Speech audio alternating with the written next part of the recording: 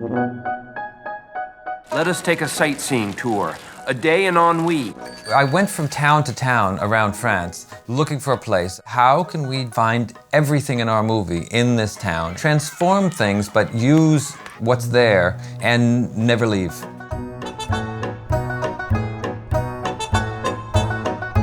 The French Dispatch is a portmanteau. It's a kind of omnibus film, a collection of short stories. Set in a fictional French city, Ennui-sur-Blasé.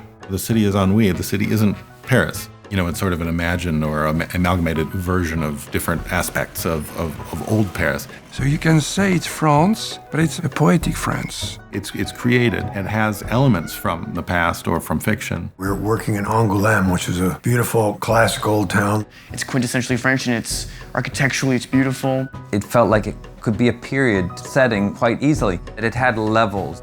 There's something just immediately gripping about a town with staircases and sloped roads and all these things. Ennui rises suddenly on a Monday.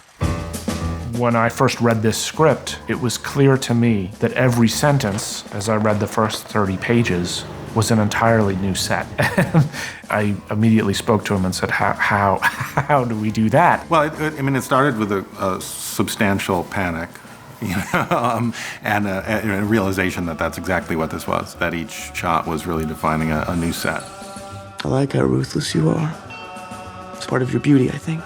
The kidnapper's lair, and we were building a whole new building, but a whole new building on kind of a mountain in the middle of the city. Wes has kind of a great history of finding alternate studio spaces. The city of Angouleme became our sort of back lot. We took over this factory, and that became a de facto film studio in the center of town. Had a bunch of different factory bays, and we sort of took them over, and they were our different stages.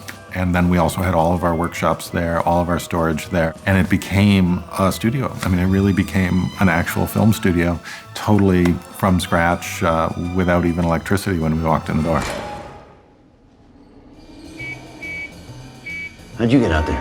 All of the city of the town was working with Wes. The people of Angouleme, there's well over 1,000 residents of Angouleme who are in the movie. So they became kind of our partners. We have an animated sequence in there, which was all animated in Angouleme with people who live there and study there. This movie is obviously a tribute to France because all the visual references, they're like a real France, but they've been a bit twisted because they went through Wes's brain. It's all from research. Even though it's a kind of confection, it's sort of invented stuff and the fantasy element to it, it is basically all from research.